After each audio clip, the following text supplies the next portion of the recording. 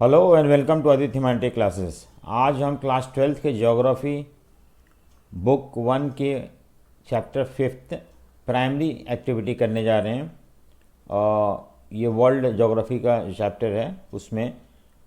हम इसको question answer form में करेंगे और प्राइमरी एक्टिविटी में क्या क्या इंक्लूड होता है, किस किस तरह के प्राइमरी एक्टिविटी लोग जो हैं फॉलो करते हैं, लोग जो हैं प्रैक्टिस करते हैं different part of the world, उसको हम समझने की कोशिश करेंगे क्यों इस तरह का वेरिएशन है।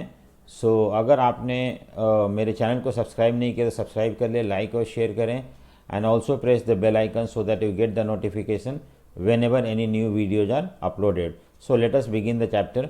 हम इसको क्वेश्चन से फॉर्म में करने जा रहे हैं। पहला क्वेश्चन है व्हाट इज़ इकोनॉमिक एक्टिविटी। ठीक है, पहला क्वेश्चन है व्हाट इज़ इकोनॉमिक एक्टिविटी। इसमें इकोनॉमिक एक्टिविटी और राइट्स टाइप, तो कितने तरह के इकोनॉमिक एक्टिविटी होते हैं। Activity which generate income known as economic activity. तो कोई भी ऐसा काम जिससे इनकम जनरेट होता है उसको हम इकोनॉमिक एक्टिविटी बोलते हैं। नॉन इकोनॉमिक एक्टिविटी भी होता है जो इनकम जनरेट नहीं करता है, जैसे mother taking care of their children, ये इकोनॉमिक एक्टिविटी नहीं है, नॉन इकोनॉमिक एक्टिविटी है। इकोनॉमिक एक्टिविटी होता है जिससे जनरेट इनकम होता है। लोग बहुत सारे ऐसे काम में they engage themselves in different type of such activities which help them to generate income and earn their livelihood. So these economic activities are broadly grouped into four category. कौन कौन सी फोर कैटेगरी हम देखते हैं इसमें। Primary activity, it refers to extraction और utilization of raw material from the earth surface. ठीक है, तो हम क्या करते हैं कि एक्सट्रैक्ट करते हैं रॉ मटेरियल और उसको यूटिलाइज करते हैं, that too from earth surface से, नेचर से। सो दीज इंक्लूड हंटिंग हो गया, देन गैदरिंग हो गया, पैस्टोलिज्म हो गया। पैस्टोलिज्म मतलब होता है कि cattle rearing, fishing, forestry, mining and agriculture. So all these activities comes under primary activity. ठीक है, जो कि हम इस चैप्टर में बेसिकली इन पोर्शन को पढ़ेंगे क्योंकि हमारा चैप्टर ही है प्राइमरी एक्टिविटी। नेक्स्ट है secondary activity. It include industries that transform raw material from into finished good having higher values. तो हम जो रॉ मटेरियल हमें प्राइमरी एक्टिविटी से मिलता है उसको इंडस्ट्री के थ्रू हम फिनिश्ड गुड में बदल देते हैं और फिर उसको ज़्यादा पैसा अर्न करते हैं। उसमें एग्जांपल है manufacturing of cotton textile from raw cotton. तो रॉ कॉटन जो है वो आपको एग्रीकल्चर में आता है, प्राइमरी एक्टिविटी में आता है, और इससे हम कॉटन टेक्सटाइल कपड़ा बनाते हैं या हाँ, so we produce cloth and that has more value than the raw cotton. Iron steel from iron ore, iron ore primary activity है और इसको फैक्ट्री में ले जाके हम क्या बनाते हैं, then we produce iron steel. So iron steel has more value than the iron ore. ठीक है, थर्ड है tertiary activities. It include all kinds of services provided to the people such as education, health, trade and transport. तो यहाँ पे हम कुछ बनाते नहीं हैं बल्कि सिर्फ सर्विस प्रोवाइड करते हैं and for that we charge money. Like transport, आपको सामान एक जगह दूसरी जगह ले जाना है, so for that transporter charge some amount of money. ठीक है, so that is called non economic, that is called tertiary sector. ठीक है, नेक्स्ट है और लास्ट है क्वार्टनरी एक्टिविटी। देखते हैं ये क्या इंक्लूड करता है। It represents special kind of services which is related to highly intellectual activity. ये भी एक तरह की सर्विसेज है लेकिन कुछ खास तरह के services. Example research and development हो गया। आपको पता है बड़े बड़े कंपनी जो है रिसर्च एंड डेवलपमेंट डिपार्टमेंट होता है और वो अपने प्रोडक्ट में कुछ नया चीज़ ऐड करते हैं। Information generation, collection of information, उसको डिस्पैच करना और इंफॉर्मेशन प्रोसेसिंग एंड ट्रांसमिशन। तो ये सारे एक्टिविटी जो क्वार्टनरी एक्टिविटी के अंदर आते हैं। हम देखेंगे इसको अलग चैप्टर में है, थर्ड चैप्टर जो है। Let us start now. Second question है कि what is the workers in the primary activity called. तो जो लोग प्राइमरी एक्टिविटी में काम करते हैं उनको हम क्या बोलते हैं, उनको रेड कॉलर जॉब वर्कर्स बोलते हैं, रेड कॉलर वर्कर्स। ठीक है, name the chewing gum after flavour is gone. तो हम जो च्यूइंग गम खाते हैं ना, उसमें जब हम खाने के बाद जो फ्लेवर उसका ख़त्म हो जाता है, जो बच जाता है, उसको चिक्कल बोलते हैं। Made from the milky juice of sapota tree. तो क्वेश्चन आ सकता है एक नंबर का इसमें। Why has gathering no chance of becoming important at the global level. Gathering मैंने बताया था ना कि जो पुराने ज़माने में लोग जो जंगल में रहते थे वो फॉरेस्ट प्रोडक्ट को गैदर करते थे and thereby they use to live their earn their living. लेकिन हम क्वेश्चन ये है कि आज के मॉडर्न वर्ल्ड में गैदरिंग का कोई इम्पोर्टेंस नहीं रह गया है, या वो एक प्रॉपर वे में इकोनॉमिक एक्टिविटी हम जिससे कि ग्लोबल लेवल पे इसका इम्पोर्टेंस नहीं बढ़ सकता। ऐसा क्यों है, क्यों इसका कोई चांस नहीं है बिकमिंग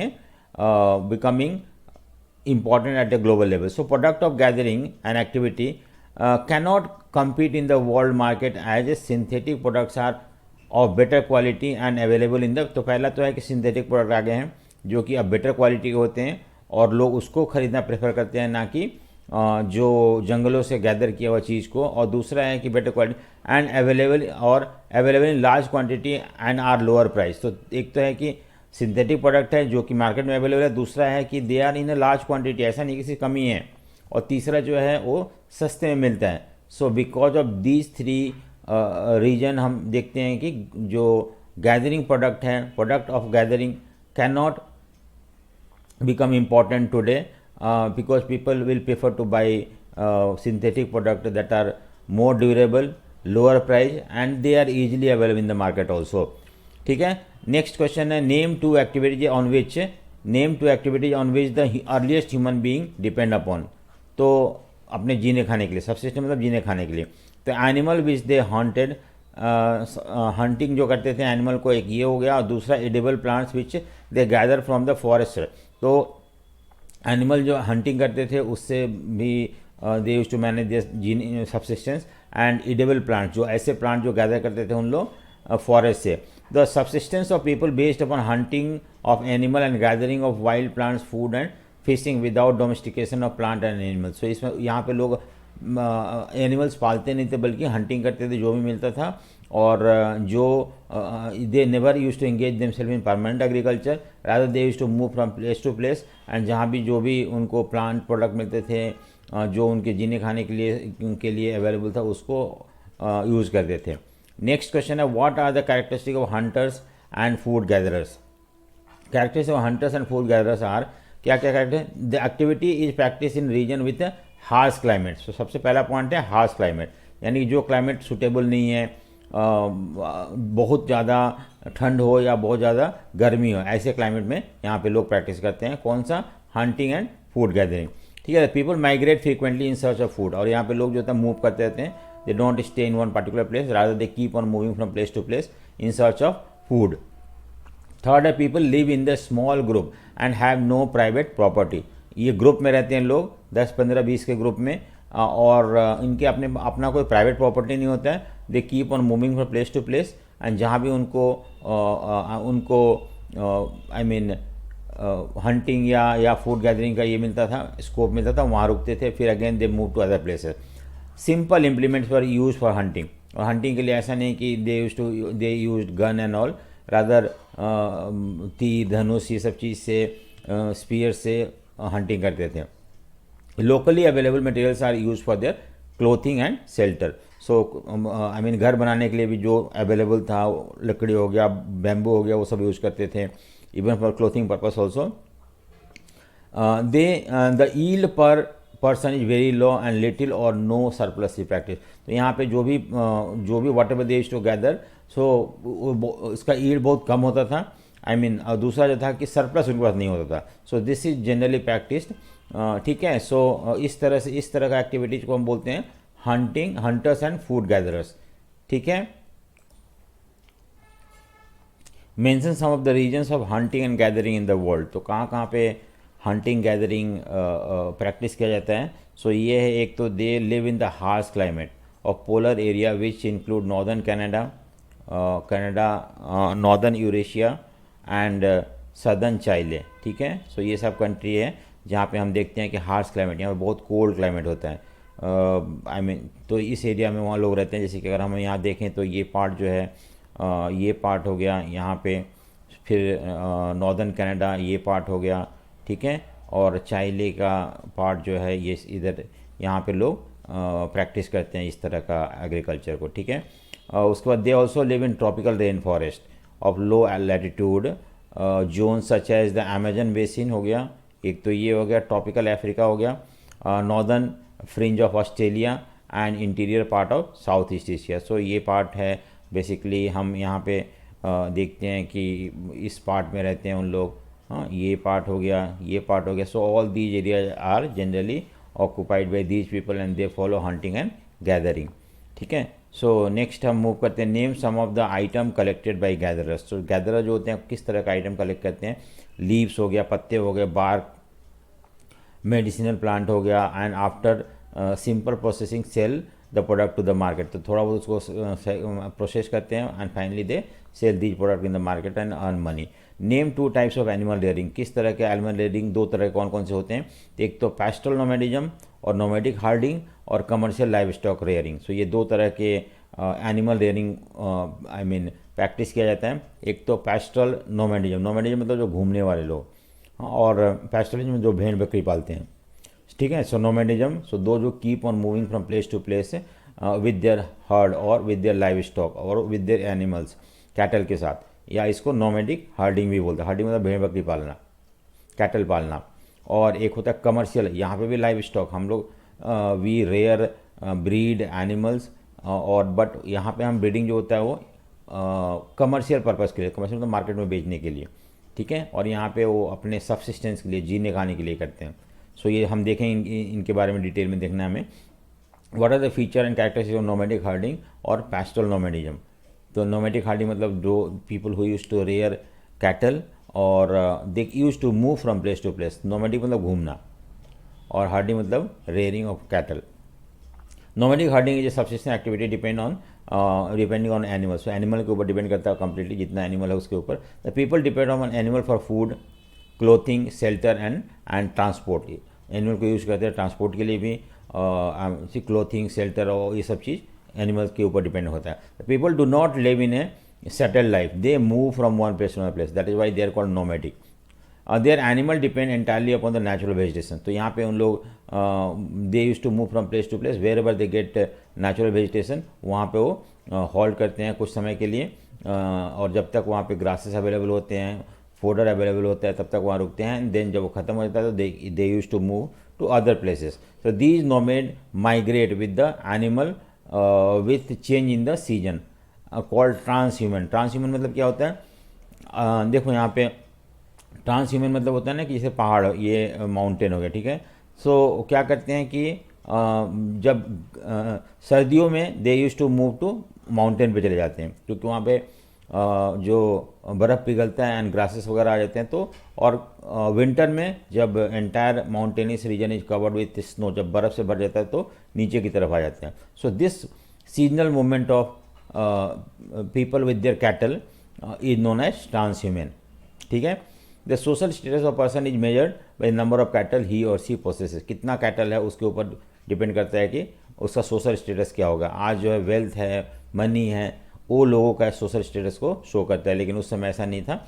जो लोग इस पे डिपेंड करते हैं उनके लिए कैटल ही सबसे बड़ा वेल्थ था, जिसके बाद जितना ज़्यादा कैटल होता था वही उतना धनी या सोशल स्टेटस ज़्यादा एंजॉय करता था। What are the different types of animal reared in the area of nomadic Hardinge.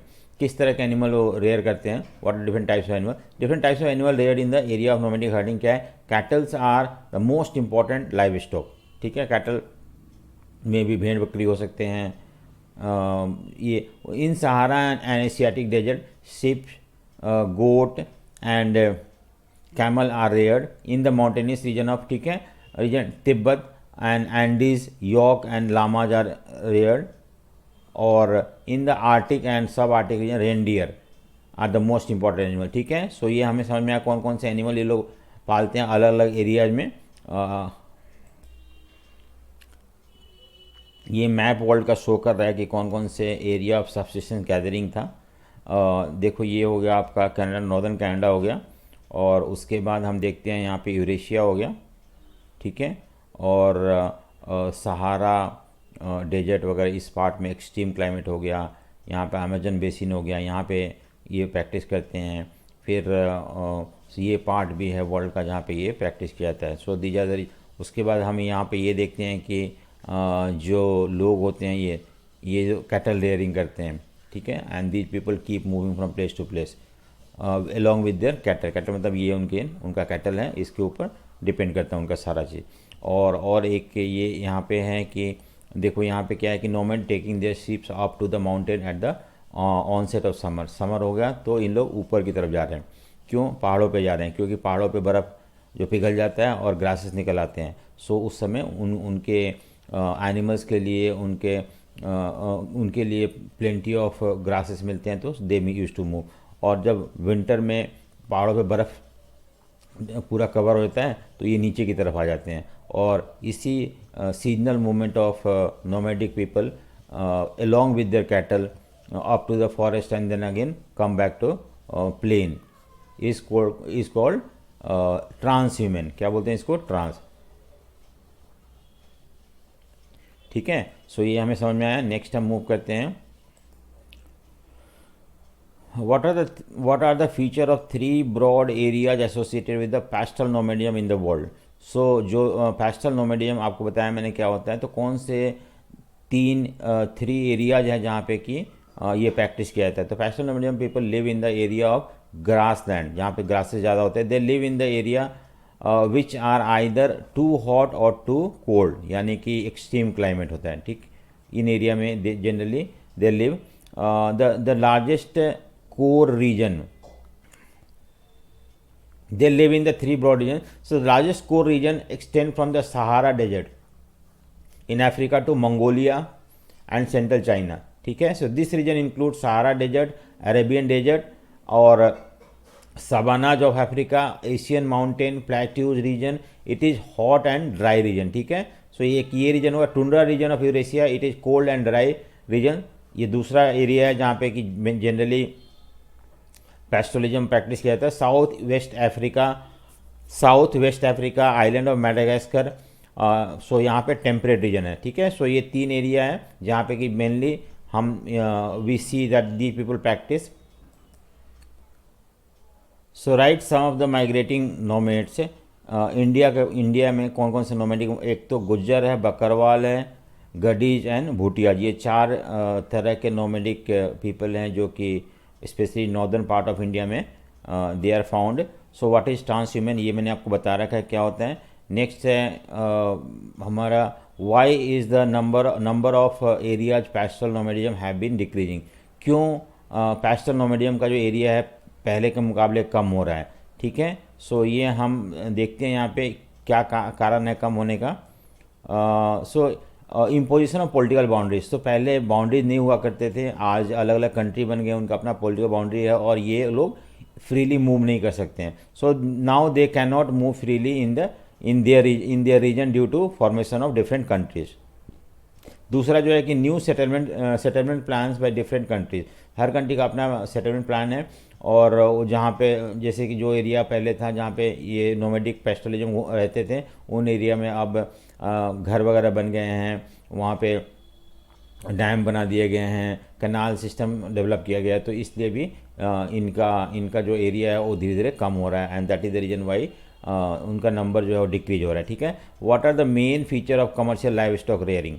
ठीक है, कमर्शियल, अब यहाँ पे देखते हैं हम क्वेश्चन में क्या है। कमर्शियल मतलब होता है मार्केट में बेचने के लिए, not for their own consumption और सब्सिस्टेंस के लिए। लाइव स्टॉक मतलब होता है again rearing of animal, but here animals are rear not for their own purpose but for sale in the market, rearing. ठीक है, so it is also ranching मतलब होता है कि हम आगे समझते हैं क्या होता है wrenching.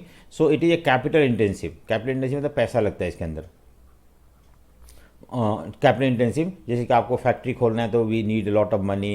In the same way अगर आपको कमर्शियल पर्पस के लिए लाइव स्टॉक रेयर करना है तो it is a capital intensive. ठीक है, organised rearing of animal on a scientific line called commercial live stock rearing. तो यहाँ पे ना जो भेड़ बकरी पाला जाता है वो बड़ा साइंटिफिक वे में पाला जाता है, and that is why it is called commercial live stock rearing. It is practice in the permanent ranches मतलब होता है कि जैसे मान लो इतना ये प्लॉट ऑफ लैंड है। ठीक है, अब यहाँ पे उन्होंने क्या कर दिया कि इसको छोटे छोटे एरिया में कन्वर्ट कर दिया।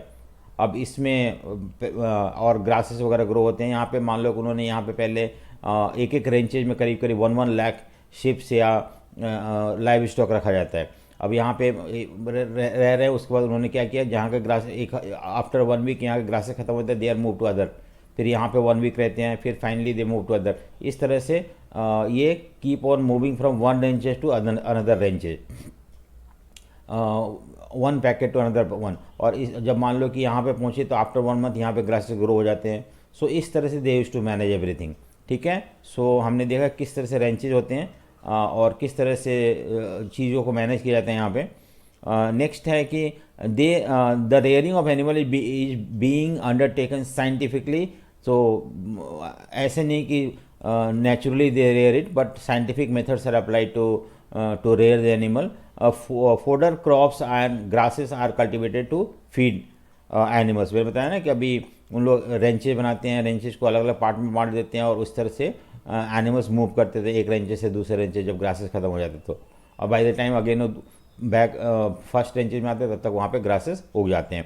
Special breeds of animals are rear to give maximum yield of milk and meat. और यहाँ पे ब्रीडिंग साइंटिफिक तरीके से होता है और ऐसे एनिमल्स को ब्रीड किया जाता है जो कि ज़्यादा मिल्क प्रोवाइड कर सके, ज़्यादा मीट प्रोवाइड कर सके। Great emphasis is given on genetic improvement, disease control and healthy care of animals. So सारा प्रिकॉशन लिया जाता है जिससे कि एनिमल हेल्दी रहे, डिजीज़ को कंट्रोल हो सके और जेनेटिक इम्प्रूवमेंट हो उनका। नेक्स्ट है सिक्स्थ कि every activity carried out mechanically, चाहे तो मिल्किंग ऑफ काउ हो गया, that is also done by machine. उनको प्रोवाइड देम फॉर ये ग्रासेस देना, all this things are done by machine only. Cleaning हो गया चीज़ को। It is mostly practice in the developed countries such as New Zealand, Australia, Argentina and USA. इन सारे country में practice किए जाते हैं और ये बहुत ही डेवलप कंट्रीज है सारे। सो ठीक है, सो ये हमने देखा कि किस तरह से कमर्शियल लाइव स्टॉक रेयरिंग होता है। एक और क्वेश्चन है, which animals are rear in the region of Alaska. So Alaska basically USA का पार्ट है और ये बहुत ही एक्सट्रीम कोल्ड है यहाँ पे। तो reindeer, Eskimos own 2/3 of stocks. तो रेनडियर पाला जाता है। रेनडियर जो होता है वो स्लेजेस को पुल करने में काम आता है और एस्किमो जो होते हैं जो कि यहाँ के इनहेबिटेंट हैं वो लोग बेसिकली रखते हैं। ठीक है, so what is permanent ranches, मैंने अभी बताया permanent ranches are large area of pasture. जैसे मान लो इतना बड़ा एरिया ये पैस्चर का है। ठीक है, these ranches are divide into small number, छोटे छोटे पार्ट में बांट दिया जाता है इसको, और इसको number of parcels which are fenced, और इसको घेर दिया जाता है जिससे कि एनिमल जो है दूसरे में ना जा सके। ठीक है, और when the grasses of one parcel is gauge, जब यहाँ पे ग्रासेस खत्म होता है तो उनको रिलीज किया जाता है दूसरे में, और इस तरह से according to the carrying capacity of the, और इतना ही एनिमल रखा जाए जितना कि ग्रासेस हफ्ते दिन तक या 10 दिन तक चल सके। तो इस तरह से इसको रेंचेज बोलते हैं।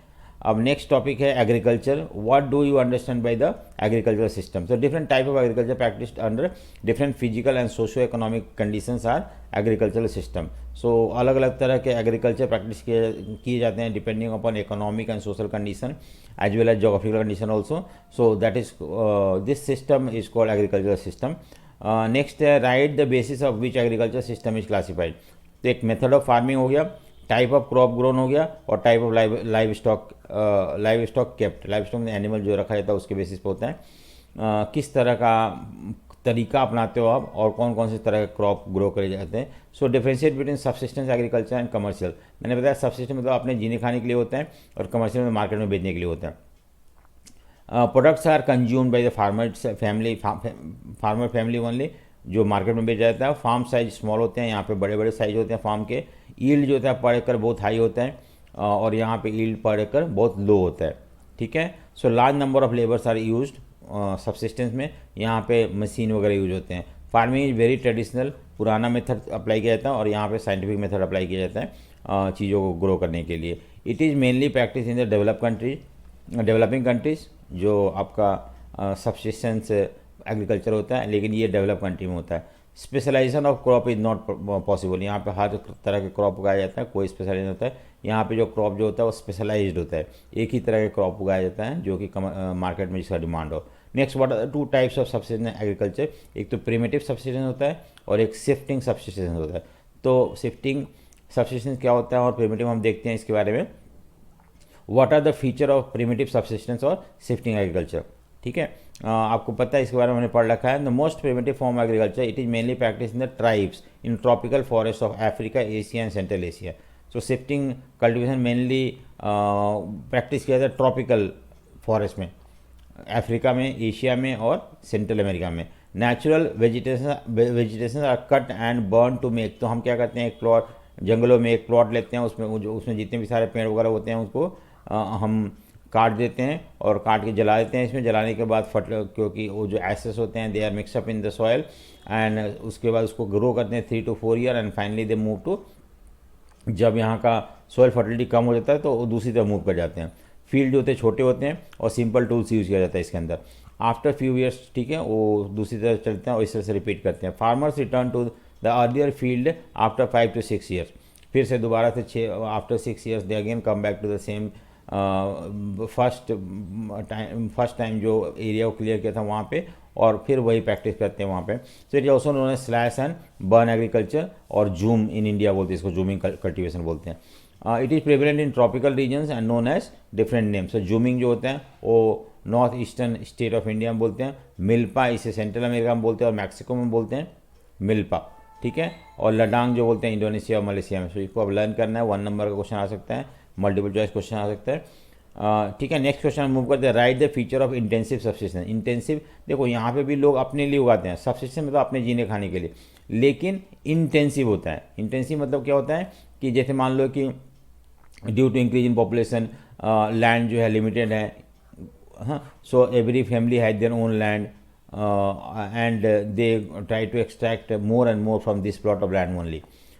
छोटा लैंड है, फैमिली मेम्बर ज़्यादा है, तो उन्हें ज़्यादा और फूड की डिमांड बढ़ना शुरू हो जाता है पॉपुलेशन बढ़ने की वजह से, तो अब उनको ज़्यादा ग्रो करना है। तो कैसे ग्रो करते हैं, अब से पहाड़ों पे क्या होता है कि यहाँ पे हमने खेतीबाड़ी किया, अगर और ज़्यादा चाहिए तो we brought more area under land, फिर अगर और ज़्यादा चाहिए तो we bring more area under cultivation. तो इस तरह से we can increase the production. अगर हमारे पास लैंड अवेलेबल है तो, लेकिन जब लैंड लिमिटेड है, लैंड को हम एक्सटेंड नहीं कर सकते हैं, then we try to grow more from the same plot of land. हम वही छोटा प्लॉट ऑफ लैंड से हम ज़्यादा ग्रो करने की कोशिश करते हैं। And when we try to do this is called, and here we are not producing more for sale in the market, but for to fulfil the basic need of the family only, and this is called intensive. Intensive मतलब छोटा plot of land में ज़्यादा grow करना by different methods, or that too for the family member only, is called intensive subsistence agriculture, ठीक है। Agriculture dominated by the wheat paddy. So ये भी दो तरह के होते हैं, एक तो वीट और राइस का होता है। Intensive subsistence cultivation dominated by weight paddy, and intensive cultivation dominated by other crop like paddy, ठीक है। तो एक हो गया पैडी के अलावे वीट वगैरह हो जाता है, और एक होता है आपका पैडी ग्रो करना। तो इसमें भी दो तरह के होते हैं, फर्स्ट पैडी हो गया और दूसरा वीट हो गया, और दूसरे क्रॉप जो होते हैं और भी क्रॉप हम यूज होते हैं। सो ये दो तरह के हम देखते हैं कौन कौन से दो तरह के हैं। So be it is practice in the densely populated country of monsoon Asia such as China और इंडिया, जहाँ पे पॉपुलेशन बहुत ज़्यादा है, वहाँ पे लोग ना they try to grow more from the same plot of land, क्योंकि लैंड लिमिटेड है। Yield per acre is high due to high inputs of family labour, क्योंकि ज़्यादा लोग काम करते हैं, और they also start using different technology, modern methods, so that they can grow more from the same plot of land, and that is why yield per acre जो होता है हाई होता है। fields are small due to high density of population, मतलब बहुत ज़्यादा लोग होने की वजह से छोटे छोटे लैंड होते हैं वहाँ पे। most of the work are done by labor, यहाँ पे काम जो है लेबर करते हैं। farm yard manure is used to maintain fertility of the soil. अभी they don't buy chemical fertiliser, rather जो भी काउ डंग हो गया या ये प्लांट के लीव्स हो गए उसको यूज़ करते हैं to increase the soil fertility. The rice, wheat, soybean, barley important crop grown in the this region, ठीक है। राइस भी, व्हीट हो गया, सोयाबीन और बार्ले ग्रो हो गया। Crop specialisation is not possible, यहाँ पे ऐसा नहीं कि सिर्फ एक ही तरह क्रॉप उगाते हैं, मिक्स तरह के क्रॉप उगाया करते हैं। Multiple cropping and inter cropping is common in multiple cropping, मतलब growing more than one crop in a year equal multiple cropping. और इंटर क्रॉपिंग मतलब होता है कि एक क्रॉप के साथ दूसरा क्रॉप भी ग्रो कर देते हैं। सो ये सब चीज़ प्रैक्टिस किया जाता है यहाँ पे, ठीक है। सो नेक्स्ट हम मूव करते हैं, explain 2 type of intensive subsistence agriculture. तो पहला जो था पैडी डोमिनेट करता है, जो मैंने ऊपर बताया था आपको, और दूसरा जो था अदर देन पैडी, जैसे कि वीट हो गया, वीट, सोयाबीन, बार्ले, ये जो है अदर देन पैडी है, ठीक है। तो हम देखते हैं कि पैडी मतलब चावल होता है, धान बोलते हैं इंडिया में। So dominated by rice, small land size होता है, क्योंकि ये इंटेंसिव होता है, तो हमेशा इंटेंसिव में लैंड का साइज जो छोटा होता है, help of work with the help of farmer, use machine to limited, machine use करते बहुत कम, ठीक है। Agriculture operation is done by the manual labour, हाथ से काम होता है। फार्म यार्ड मैन्यूर, मैंने बताया ऊपर कि यहाँ पे जो लोग हैं वो नेचुरल मैन्यूर यूज करते हैं, ना केमिकल फर्टिलाइजर। और यील्ड पर एरिया हाई होता है, बट पर लेबर प्रोडक्टिविटी बहुत लो होता है। बट जिससे मान लो इतना प्लॉट ऑफ लैंड में ज़्यादा ग्रो करने से यील्ड पर एरिया इज हाई, इस एरिया में प्रोडक्शन बहुत ज़्यादा होता है। लेकिन इसमें क्योंकि लोग ज़्यादा काम करते हैं, जितना 10 ज़रूरत है लेकिन 20 लोग काम कर रहे हैं, तो इसलिए लेबर पर प्रोडक्टिविटी जो होता है बहुत लो होता है, ठीक है। और दूसरा जो है dominated by the crop other than paddy, इसमें मैंने बताया आपको वीट होता है, सोयाबीन, बार्ले आ जाता है। Due to difference in the relief, climate, soil and some geographical factor, it is not possible practical to grow paddy in many part of the monsoon Asia, क्योंकि कहीं कहीं बारिश कम होता है, तो उस सिचुएशन में या वहाँ का लैंड उतना फर्टाइल नहीं होता है, तो उस सिचुएशन में हम वहाँ पे पैडी ग्रो नहीं करते हैं। So we grow other crop than paddy, और ये सब क्रॉप हैं जो कि ग्रो किया जाता है नॉर्दर्न चाइना में, ठीक है। उसके बाद मंचूरिया, अगेन चाइना में, नॉर्थ कोरिया है, नॉर्थ जापान है, यहाँ पे ज़्यादा ग्रो किया, मतलब इस तरह का एग्रीकल्चर प्रैक्टिस किया जाता है। Wheat grown in the western part of India, India में वीट जो है वेस्टर्न पार्ट मतलब पंजाब, हरियाणा, वेस्टर्न यूपी हो गया। Millet grown in the dry part of the west and south India, south India में मिलेट ग्रो होता है। सो ये भी एक तरह से आपका इंटेंसिव सब्सिस्टेंस है, ठीक है। सो नेक्स्ट है what are the feature of plantation agriculture. Plantation agriculture का क्या फीचर है? प्लांटेशन एग्रीकल्चर मतलब होता है कि शुगर केन हो गया, I mean coffee, tea, sugar cane, cocoa, ये सब, कॉटन, शुगर केन, रबर, ये सब को हम बोलते हैं प्लांटेशन एग्रीकल्चर। एक ही तरह के क्या फीचर है इसका? European in their colonies introduce new agriculture system known है प्लांटेशन। तो प्लांटेशन किसने इंट्रोड्यूस किया था? यूरोपियन। जैसे इंडिया में ब्रिटिश थे तो British introduce T cultivation in India, T state शुरू किया, कॉफ़ी प्लांटेशन शुरू किया। सो it is large scale project oriented farming. तो ये छोटा मोटा प्रोजेक्ट नहीं होता है, बहुत बड़ा प्रोजेक्ट होता है और बहुत बड़ा एरिया में टी, कॉफ़ी या कोकोआ ये सब लगाया जाता है। मेन क्रॉप जो होता है मैंने बता दिया आपको। नेक्स्ट, लार्ज स्टेट्स और plantations are made where single crops are grown. अब एक ही तरह के क्रॉप ग्रो किए जाते हैं, जैसे कि ये एरिया है जहाँ पे कि हम प्रिमिटिव सब्सिस्टेंस एग्रीकल्चर प्रैक्टिस किया था। सबसे जीने खाने के लिए प्रिमिटिव है, जैसे कि ये हो गया आपका northern part of south America, even ये पार्ट में भी हम ग्रो किया जाता है कुछ जगह। अफ्रीका में these parts are mainly concern with primitive subsistence.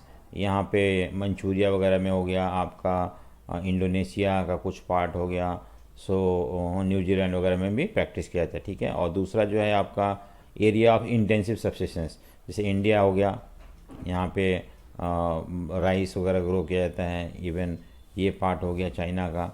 यहाँ पे हम देखते हैं कि इंटेंसिव सब्सिस्टेंस फार्मिंग की जाती है, ठीक है। नेक्स्ट हम मूव कर रहे हैं।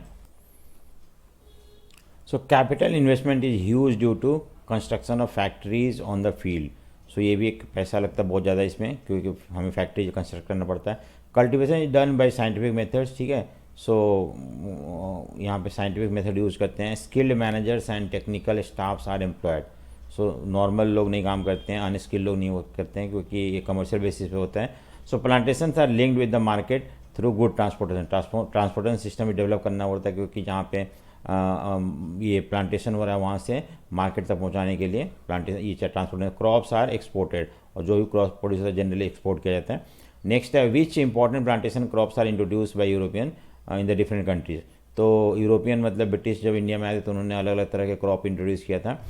Cocoa and coffee plantation in West Africa establish by French. तो ये आपको लर्न करना पूछ सकते हैं कि दूसरा है कि कोकोआ और कॉफ़ी जो था उन्होंने प्लांटेशन वेस्ट अफ्रीका में शुरू किया था। टी जो था इंडिया में, श्रीलंका में शुरू किया गया था ब्रिटिश के द्वारा। शुगर केन और बनाना प्लांटेशन जो था वेस्ट इंडीज़ में शुरू किया गया था। Coconut and sugar cane Philippine में अमेरिकन ने शुरू किया था। उसका रबर प्लांटेशन मलेशिया में शुरू किया गया था। Sugar cane plantation in Indonesia was establish by Dutch. You have to learn that who introduce sugar cane in Dutch. Indonesia, तो डच ने किया था। इस तरह से you have to learn one mark question can be asked. What is fazendas? Small some large coffee plantation in Brazil are manage by Europeans, such large state coffee plantation are called fazendas. ठीक है, Brazil में बहुत बड़े बड़े coffee state हैं जो कि European manage करते हैं, उसको हम फेजेंडा बोलते हैं। Right the feature of extensive commercial grain farming, यहाँ पे एक्सटेंसिव बहुत बड़े बड़े एरिया होते हैं जहाँ पे कि आई मीन ग्रेन ग्रो किए जाते हैं फॉर कमर्शियल पर्पज़ के लिए। सो इसमें क्या फीचर है इसका, high agricultural production is achieve through efficient and more specialise agriculture activity. तो यहाँ पे हम efficient and more specialised agriculture activities concern ये होता है, प्रैक्टिस किया जाता है। It is practice in the interior part of semi arid land of mid latitude. तो मिड लैटिट्यूड मतलब मिड लैटिट्यूड में प्रैक्टिस किया जाता है, that too interior part of semi arid land में वीट जो है सबसे इंपॉर्टेंट क्रॉप होता है, ग्रो किया जाता है in this area. Other crop such as cotton, corn, barley, ये सब भी ग्रो किया जाता है। Next size of the farm is very large, therefore extensive cultivation is done. The yield per acre is low but the yield per person is high, क्योंकि एक कुछ लोग काम करते हैं और मशीन काम करता है, इसलिए प्रोडक्टिविटी बहुत ज़्यादा है वहाँ पे पर पर्सन का, लेकिन इतना बड़ा एरिया में होता है तो उस सिचुएशन में यहाँ पे यील्ड पर एकड़ लैंड जो है वो कम होता है। It is practice in the temperate grassland such as Europe में स्टेपीज है ग्रासलैंड, वहाँ पे कनाडा और अमेरिका में प्रेरीज है, पंपा जो अर्जेंटीना में है, द वेल्ड साउथ अफ्रीका में है, ऑस्ट्रेलिया में डॉन्स है और कैंटरबरी न्यूजीलैंड में। सो इन जगहों पे ये प्रैक्टिस किया जाता है। ये सारे ग्रासलैंड है, प्रेरीज हो गया, स्टेपीज हो गया, उसके बाद वेल्ड हो गया, उसके यहाँ पे कैंटरबरी हो गया, डॉन हो गया, ऑस्ट्रेलिया में है। तो ये आपको मैप पे भी मार्क करने को आ सकता है। ठीक है, सो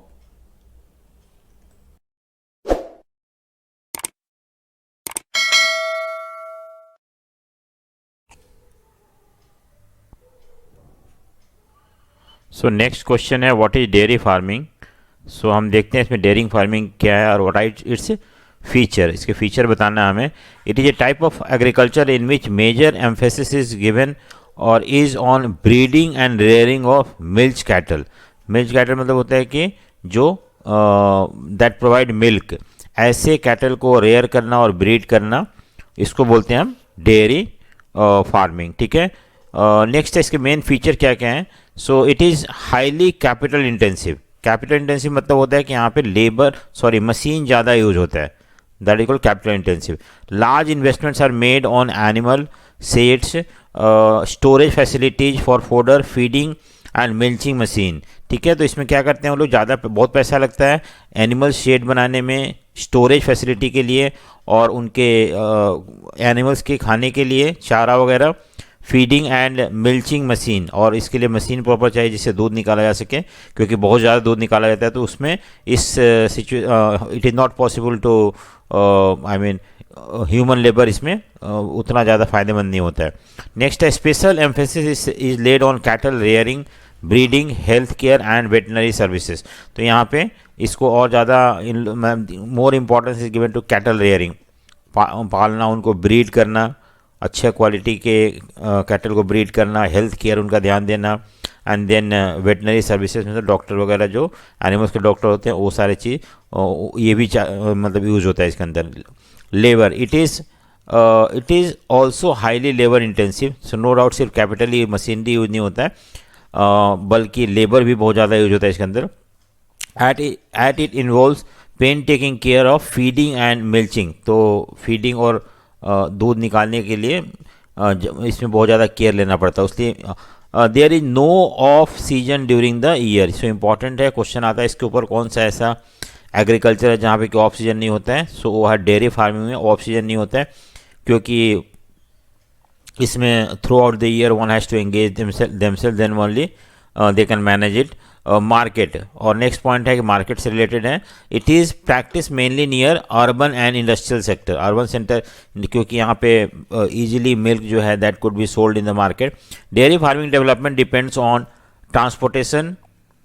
ठीक है, अगर हम ट्रांसपोर्ट नहीं करें तो दूध खराब हो जाएगा। रेफ्रिजरेशन यानी कि उसको फ्रीज में रखना, pasteurisation and other preservation process. तो ये सब चीज़ ज़रूरी होता है, तभी हम उसको मैनेज कर सकते हैं, अदरवाइज वो ख़राब हो सकता है दूध। ठीक है, मेजर रीजन कहाँ कहाँ पे पाया जाता है ये।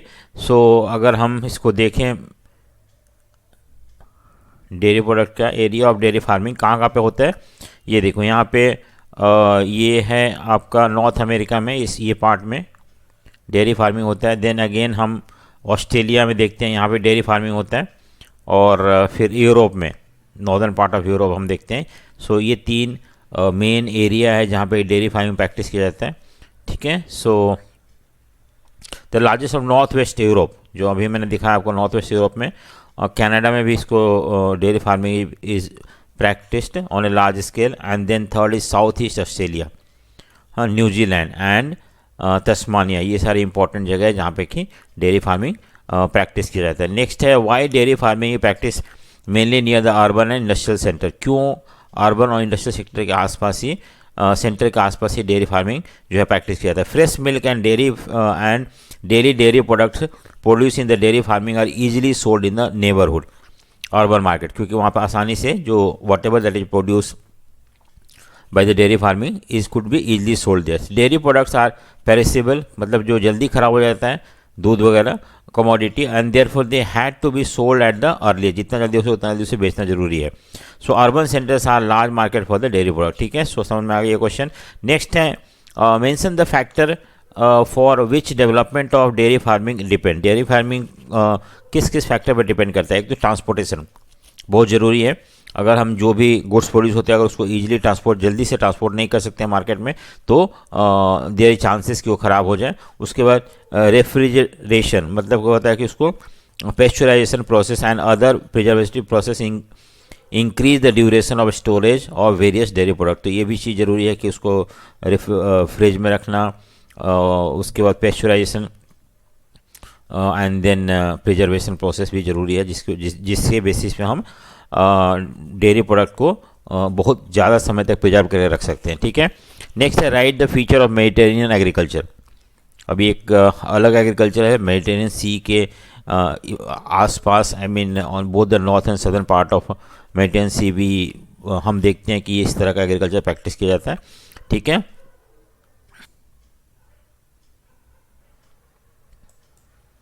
सो हम पहले देखते हैं मेडिटेरेनियन सी कहाँ पे है। ये है हमारा मेडिटेरेनियन सी, ये जो पार्ट है ये मेडिटेरेनियन सी है, और यहाँ पे आई मीन यूरोपियन पार्ट में नॉर्थ ऑफ मेडिटेरेनियन सी, जैसे इटली हो गया, ग्रीस हो गया, स्पेन हो गया, फ्रांस हो गया, इसके सदर्न पार्ट में हम देखते हैं कि अलग तरह के एग्रीकल्चर प्रैक्टिसेस किए जाते हैं। और इधर सदर्न पार्ट ऑफ मेडिटेरेनियन सी, ये जो अल्जीरिया, लीबिया, इजिप्ट वगैरह, इन सब देशों में भी, नॉर्दर्न पार्ट ऑफ इन देशों में हम देखते हैं कि कुछ अलग तरह के एग्रीकल्चरल प्रोडक्ट जो है वो ग्रो किए जाते हैं, उसी को हम बोलते हैं मेडिटेरेनियन एग्रीकल्चर, ठीक है। So it is highly specialised commercial farming, ये भी एक कमर्शियल फार्मिंग है और स्पेशलाइज्ड होता है बहुत ज़्यादा। It is practice in the countries on either side of the Mediterranean, जो मैंने बताया नॉर्थ में भी और साउथ में भी, मेडिटेरेनियन सी के नॉर्थ पार्ट में भी एंड इवन सदर्न पार्ट में भी। So the region is an important supplier of citrus fruit, grapes, orange, olive and fig, ये सारे प्रोडक्ट जो हैं यहाँ प्रोड्यूस किए जाते हैं। और विटीकल्चर और ग्रेप कल्टीवेशन भी होता है यहाँ पे, जो कि स्पेशलिटी ऑफ मेडिटेरेनियन रीजन के, ठीक है। नेक्स्ट है कि best quality of wine are produce from high grape quality, यहाँ पे जो ग्रेप्स होते हैं बहुत अच्छे क्वालिटी के होते हैं और उससे best quality of wine produce होते हैं। Grapes are derive in the raisin, ठीक है, ड्राइड इन द रेसिन। उसके बाद नेक्स्ट है the advantage of Mediterranean agriculture is that more valuable crops such as fruits and vegetables are grown in winter when there is great demand in European and North American market, तो इनका demand America में या north Europe में होता है, उसकी वजह से ग्रो किया जाता है वेजिटेबल्स एंड फ्रूट्स इस एरिया में, ठीक है। नेक्स्ट आता है कि what is market gardening and horticulture. So देखते हैं मार्केट गार्डनिंग और हॉर्टिकल्चर क्या होता है। सो देखो, cultivation of high value crops such as vegetables, fruits and flower only for the urban market is called horticulture और मार्केट गार्डनिंग, ठीक है। सो जब हम हाई वैल्यू प्रोडक्ट जैसे वेजिटेबल, फ्लावर और फ्रूट्स ग्रो करते हैं, स्पेशली इसको मार्केट में बेचने के लिए अर्बन सेंटर्स में, that is called market gardening और हॉर्टिकल्चर। ठीक है, इसके फीचर क्या क्या है? It is specialise in cultivation of high value crops vegetables. ठीक है, ये मैंने बताया ऊपर। Crops are cultivated exclusively for the urban market, शहरों में बेचने के लिए उगाया जाता है। It require good and quick transportation system as fruits vegetables and flowers are perishable. Perishable मतलब खराब हो जाता है जल्दी, तो इसलिए इसके लिए अच्छे ट्रांसपोर्ट की ज़रूरत होती है हमें। Farms are small and located near the urban centres. आमतौर पे फार्म जो होते हैं वो अर्बन सेंटर के आसपास, शहरों के आसपास होता है, जिससे कि जल्दी से इसको ले जाकर मार्केट में बेचा जा सके विद इन ए डे और two. It is both labour intensive and capital, दोनों चीज़ें, लेबर भी चाहिए इसमें और मशीनरी भी चाहिए। It lay emphasis on use of irrigation, HYB seeds, fertiliser, insecticide, green house and artificial heating in cooler region. तो ये सब मेथड यूज किए जाते हैं ये सब चीज़ ग्रो करने के लिए। This type agriculture is well developed in the densely populated industrial area of Europe में है, USA में है, मेडिटेरियन रीजन में इनको प्रैक्टिस किया जाता है। Netherland specialised in the cultivation of flowers and horticulture crop, tulip which are flown to all major European cities, जो है ये ग्रो किया जाता है यहाँ पे तुलिप। कहाँ पे? नीदरलैंड में। तो एक तरह का फ्लावर है that is grown in Netherland and then they are exported to major cities of European cities. ठीक है, now next 9th point it has two type, एक तो ट्रक फार्मिंग होता है, फैक्ट्री फार्मिंग होता है। सो देखते हैं दोनों क्या है, क्या डिफरेंस है दोनों में।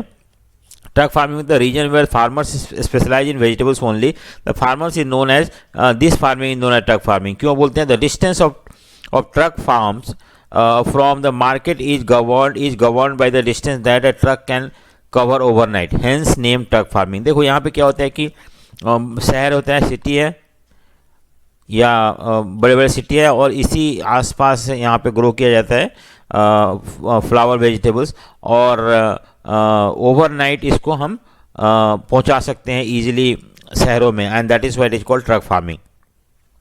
अगर बहुत दूर होगा, 2-3 दिन लग जाता है उसको मार्केट पहुंचाने में, तो that can not be called as truck farming. So distance बहुत पास, इतना दूर नहीं होता है जिससे कि और इसे जल्दी से हम पहुंचा सके overnight, and that is what is called truck farming. Factory farming क्या होता है? ये डिफरेंट है थोड़ा सा उससे। Raising the livestock particularly poultry and cattle rearing with the heavy capital and specialisation is called factory farming. देखो आमतौर पे पोल्ट्री जो उसको पालते हैं या कैटल पालते हैं, रेयर करना उसको और उसको with a large amount of capital and specialisation, then that is called factory farming. आमतौर पे फैक्ट्री में गुड्स बनाए जाते हैं, बट यहाँ पे पोल्ट्री और कैटल को पाले जाते हैं। It is done in a stall and pens, जहाँ पे इनके ये होते हैं रहने के लिए। Livestock is fed on the manufacture, और जो इसमें मुर्गी वगैरह खिलाया जाता है या गाय बकरी को खाना खिलाया जाता है वो लाइव मैन्युफैक्चर्ड फूड स्टफ पे, ये नहीं कि नेचुरल ग्रासेस खाते हैं इन लोग। It is carefully supervise against the disease, उनको देखा जाता है कोई डिजीज तो ना हो रहा है, डॉक्टर वेटनरी डॉक्टर वगैरह वहाँ पे होते हैं। They require heavy capital investment in the terms of building machinery for various operation, veterinary services, veterinary मतलब जानवर के डॉक्टर हो गए, हीटिंग एंड लाइटनिंग वहाँ पे in order to protect them from the extreme cold. Main feature is the poultry farming and cattle rearing is breed selections and scientific breeding. तो breeding भी यहाँ पे किया जाता है, जैसे कि बेटर क्वालिटी के आई मीन पोल्ट्री और कैटल वगैरह को हम ब्रीड कर सकें। सो हाउ फार्मिंग है classified on the basis of farming organisation. एक तो कोऑपरेटिव फार्मिंग हो गया और दूसरा जो है कलेक्टिव फार्मिंग। सो देखते हैं दोनों का क्या डिफरेंस है दोनों का। पहला जो है आपका cooperative farming. Farming is done under the cooperative society form by a group of farmers. कुछ फार्मर मिल के एक कोऑपरेटिव सोसाइटी फॉर्म करते हैं और वो मिलजुल के I mean farming is done. तो farmer themselves, the member of the cooperative society themselves engage in farming. ठीक है, so all the farmer society pool their resources, सब अपना अपना रिसोर्सेज जो है वो इकट्ठा करते हैं voluntarily for more efficient and profitable farming. जिससे कि अगर ज़्यादा बड़ा प्लॉट ऑफ लैंड हो जाता है तो उसमें क्या होता है कि दे कैन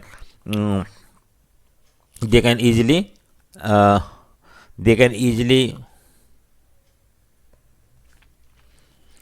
जिसे सब मिलके काम करे और उस प्रॉफिट को इजीली शेयर करे। थर्ड जो है individual farm remains intact and farming is a matter of cooperative initiative. यहाँ पे सब मिलजुल के काम करते हैं, कोऑपरेटिव इनिशिएटिव होता है। Cooperative society help farmers to procure all important inputs of farming, sell products at most favourable terms and help in processing of quality product at a cheaper rate. तो जैसे कि हमारे यहाँ कोऑपरेटिव अमूल है,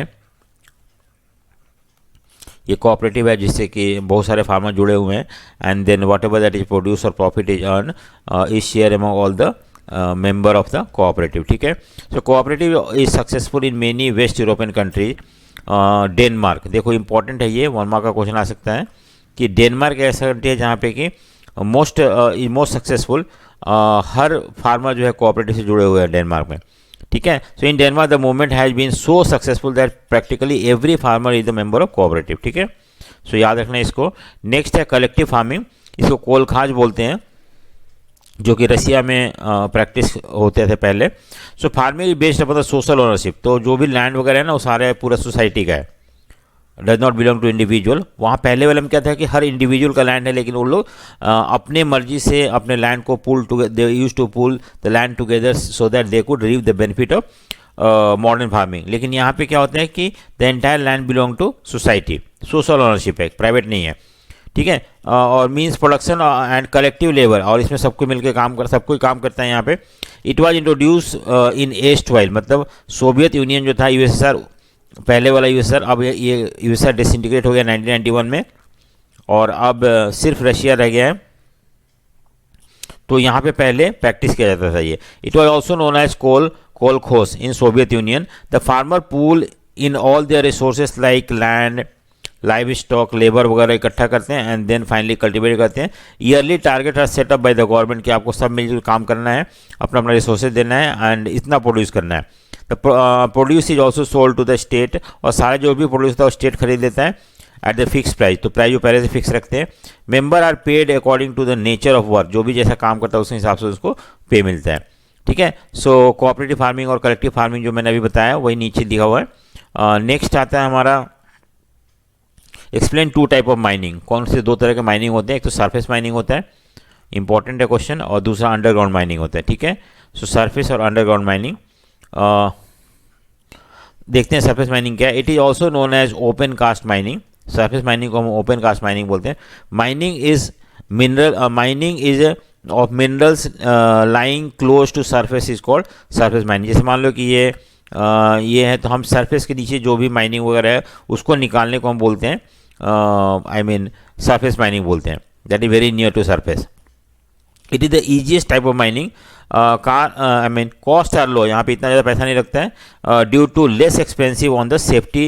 इसमें हमें सेफ्टी प्रिकॉशन लेने की जरूरत नहीं है क्योंकि हम इसको खोद के निकाल सकते हैं, एंड इक्विपमेंट भी इतना नहीं चाहिए। The output is large and rapid, और इसमें हम जल्दी मिनरल्स निकाल लेते हैं और ज़्यादा समय नहीं लगता इसके अंदर। लेकिन दूसरा जो है अंडरग्राउंड माइनिंग जो होता है, it is also known as shaft method of mining. ठीक है, the extraction of mineral lying deep inside the, यहाँ पे जो मिनरल होते हैं वो नीचे, बहुत नीचे हैं, तो उसको निकालने के लिए हमें लिफ्ट लगाना पड़ता है, तो वो कॉस्ट आ जाता है। फिर इट इज वेरी रिस्की भी होता है एंड डेंजरस होता है। In this kind of mining vertical and horizontal tunnels are made through which minerals are transport. तो इसमें हम टनल बनाते हैं, चाहे तो सीधा इसको ऊपर लेके आना या इस तरह से एक्सट्रैक्ट करना minerals to the surface. It require lift चाहिए, इसके लिए वेंटिलेशन चाहिए, अदरवाइज अंदर जो वर्कर्स हैं वो सोफोकेट हो सकते हैं, घुटन आ सकता है, मर सकते हैं। लोडिंग मशीन चाहिए एंड ड्रिल चाहिए। Surface mining the largest of all types of mining, और सबसे बड़ा माइनिंग होता है। जितने भी प्रेशियस मेटल वगैरह होते हैं वो बहुत नीचे जाना पड़ता है, उसको लाना पड़ता है। ठीक है, so what are the risk involve in underground mining? क्या रिस्क होता है? Emission of poisonous gases such as methane, तो हो सकता है हम खोदने के अंदर जाओ, वहाँ पे पॉइजनस का गैस रिलीज हो जाए, जैसे मीथेन हो गया, और इससे जान जा सकती है। Accidental fire in the tunnel, मान लो टनल में आप जा रहे हो, वहाँ पे आग लग गया, तो that also lead to casualty. Flooding, पानी अगर अंदर टनल के अंदर आ जाता है, इससे भी बहुत सारे लोग मर सकते हैं। And causing the roof and the tunnel fall due to water, अगर पानी वगैरह होता है अंदर अंडरग्राउंड वाटर, उससे पूरा रूफ गिर सकता है और लोग मर भी सकते हैं उससे। Right the factor that influence the mining activity, कौन कौन से फैक्टर के ऊपर माइनिंग एक्टिविटी डिपेंड करता है? एक तो फिजिकल फैक्टर है, the characteristic of ore such as size, कितना ज़्यादा मिल रहा है, कितना नीचे हैं, क्योंकि जितना नीचे जाते हैं उतना ज़्यादा पैसा लगता है निकालने में। एंड द क्वालिटी, अगर मान लो कि अच्छा क्वालिटी है तो generally we think of extracting it. If the minerals is found is insufficient quality, अगर उतना and is not found very deep, it will be mined profitably. अगर मान लो कि जितना जो हम मिनरल मिल रहा है बहुत ज़्यादा है और इतना डीप जाने की जरूरत नहीं है, तो हम उसको इजीली वो प्रॉफिटेबल होता है। लेकिन अगर मान लो बहुत नीचे है, उतना जाने के लिए अगर मान लो कि हमें ये लैंड है और हमें इतना नीचे जाना पड़ता है और उसका उस जो जो मिनरल हम लेके आ रहे हैं वो 100 रुपीज़ का और एक्सपेंडिचर 200 हो रहा है, तो ये तो प्रॉफिटेबल है नहीं। निकालने का खर्चा 200 है और जो बेच का हमें इतना मिल रहा है, तो generally we don't go for such mining. ठीक है। सो नेक्स्ट इकोनॉमिक फैक्टर है the cost of mining, demand in the market, availability of technology and capital, supply of the labour. ये भी डिटरमाइन करता है कि माइनिंग होना चाहिए नहीं होना चाहिए, कितना महंगा है निकालने के बाद, या डिमांड कितना मार्केट में है कि नहीं है, टेक्नोलॉजी है कि नहीं उसको निकालने के लिए, ये सब चीज़, लेबर सप्लाई है कि नहीं, तो डिपेंड फैक्टर अफेक्ट करता है माइनिंग के लिए। नेक्स्ट क्वेश्चन है why develop country are retreating from mining. क्यों डेवलप कंट्री में आजकल माइनिंग नहीं हो रही? रिट्रीट मतलब पहले बहुत ज़्यादा माइनिंग होता था, लेकिन अब कम माइनिंग होने लगा है। क्यों ऐसा है? क्योंकि वहाँ पे कॉस्ट ऑफ माइनिंग जो है वो बढ़ गया है, लेबर कॉस्ट बहुत ज़्यादा है डेवलप कंट्री में, तो इसकी वजह से। और दूसरा जो है आपका यहाँ पे cheap import from developing country. तो मिनरल्स इजीली हम डेवलप कंट्री से इंपोर्ट कर सकते हैं, तो ज़रूरत नहीं है वो माइनिंग करने का। क्योंकि अगर हम डेवलप कंट्री में माइन से मिनरल निकालते हैं तो ज़्यादा महंगा पड़ जाता है, अगर इससे सस्ते में हम बाहर से मंगा सकते हैं। Strict environmental laws in the develop country में लॉज बहुत स्ट्रिक्ट है और माइनिंग वगैरह करना बहुत ही मुश्किल है वहाँ पे, इसलिए माइनिंग वहाँ पे नहीं होता है। ठीक है। So what are the reason for the increasing use of minerals in the world. आज वर्ल्ड में मिनरल्स क्यों यूज ज़्यादा हो रहा है? क्योंकि देखो minerals production provide large scale earning from developing country. क्या होता है कि डेवलपिंग कंट्री ज़्यादा मिनरल्स निकालते हैं और एक्सपोर्ट करते हैं, इससे उनको फॉरेन एक्सचेंज अर्न करने के लिए मदद मिलता है। It also provide employment to millions of miner. बहुत सारे जो माइन में काम करते हैं उनको नौकरी मिलता है इससे। Minerals are used in the various industry. बहुत सारे इंडस्ट्री मिनरल्स को यूज़ करते हैं, और अगर जितना ज़्यादा मिनरल्स कोई कंट्री में उतना ज़्यादा स्टैंडर्ड ऑफ लिविंग ज़्यादा होगा, इनकम ज़्यादा होगा। Rising standard of living of the people has increase the demand for the various mineral. अब गाड़ी वगैरह और बहुत सारी ऐसी चीज़ की डिमांड बढ़ गई है जिसकी वजह से हमें और ज़्यादा मिनरल चाहिए। ठीक है। नेक्स्ट है कि future of shifting cultivation is bleak. यानी शिफ्टिंग कल्चर में मैंने फर्स्ट सेकंड क्वेश्चन करवाया था, जहाँ पे जो ट्राइबल लोग होते हैं वो they don't settle in one place and practice settle agriculture, rather they use to move from one place to another place. ठीक है। तो लेकिन आज जो है शिफ्टिंग कल्टिवेशन का फ्यूचर है वो अंधकार में है। ऐसा क्यों है? So after 3 to 5 years the soil loses its fertility and farmers shift to other part and clear other forest patches. ये तो मीनिंग बताया हुआ है क्या होता है शिफ्टिंग कल्टिवेशन में।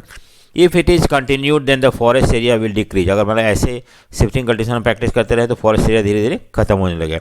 People are getting familiar with the latest technology, so it is expected that they will move to other forms of agriculture. आजकल बहुत अच्छी टेक्नोलॉजी आ गए हैं, तो ये काम करने से अच्छा है कि उन लोग दूसरे तरह के एग्रीकल्चर में अपने आप को इन्वॉल्व करें।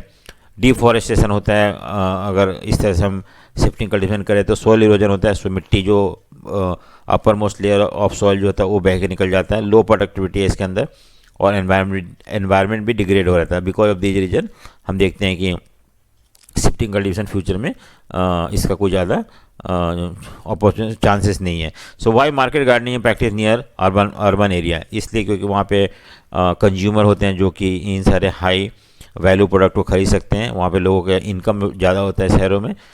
दूसरी बात है it is both labour and capital intensive and lay emphasis on the use of irrigation, HYB seeds वगैरह। Only consumer of high income group can buy, so that is why they are set up very near to factory और they are practice very near to big cities and towns. Nomadic herding और commercial live stock, इसके बारे में मैंने आपको पहले करा रखा है डिटेल में, so you can refer to that question. ठीक है। नेक्स्ट है हमारा differentiate between mixed farming and dairy farming. Mixed farming और डेयरी फार्मिंग क्या डिफरेंस है? सो हम देखते हैं मिक्स्ड फार्मिंग में तो growing crops and cattle rearing given equal. यहाँ पे हम क्रॉप भी उगाते हैं और कैटल रेयरिंग मतलब आई मीन काऊ वगैरह बफेलो वगैरह भी पालते हैं, दोनों करते हैं। डेयरी फार्मिंग में रेयरिंग ऑफ मिल्क एनिमल। यहाँ पे डेयरी फार्मिंग में सिर्फ हम हम मिल्क मतलब दूध वाला एनिमल जो है, जो कि मिल्क प्रोवाइड करता है, वही हम प्रैक्टिस करते हैं, ठीक है। Farmers are dependent on single source of income. यहाँ पे क्योंकि दोनों चीज़ करते हैं तो नॉट डिपेंडेंट ऑन एक जैसे सिर्फ एग्रीकल्चर पे नहीं, बल्कि दे ऑल्सो कीप कैटल, सो दोनों सोर्स ऑफ इनकम ज़्यादा होता है। यहाँ पे वो सिर्फ सिंगल सोर्स ऑफ इनकम है, that is milching animal rear करते हैं इन लोग यहाँ पे। Facility for transportation, refrigeration, processing and preservation are not essential यहाँ पे जरूर, लेकिन यहाँ पे ये सब चीज़ ज़रूरत है, ठीक है। Why commercial herding developed in the developed country, क्यों? क्योंकि ये बहुत ज़्यादा ऑर्गेनाइज होता है। कमर्शियल हार्डिंग मतलब होता है कि I mean cattle rearing of cattle on a large scale, ठीक है। सो ज़्यादा ऑर्गेनाइज होता है और कैपिटल इंटेंसिव होता है, जो कि डेवलपिंग कंट्री में ना उनके पास इतना कैपिटल होता है, ना ही इतना ऑर्गेनाइज वे में ये काम कर सकते हैं। Practice on permanent रेंचेज, permanent ranches मतलब पैस्चर जहाँ पे होता है परमानेंटली, वहाँ पे ग्रो किए जाते हैं रेंचेज बना के। Animal rearing is done on a scientific basis, so but all these facility are not available in the developing country, so it is practice. Why are inhabitants of coastal and plain regions engage in fishing and agriculture respectively.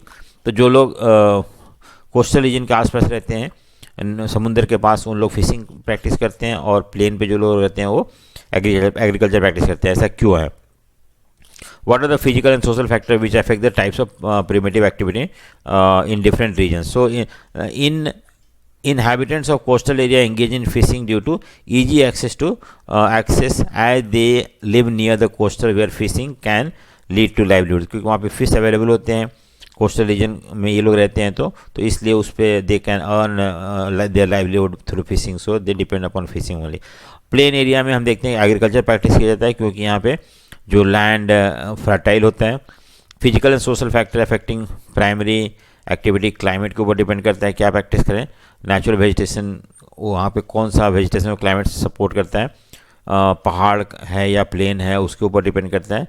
और regional imbalances, सो कौन से area less develop है, कौन से area मोर develop है, accordingly it is decided. So thank you for watching. अगर आपको ये वीडियो पसंद आया हो तो लाइक, शेयर एंड सब्सक्राइब जरूर करें। So thank you.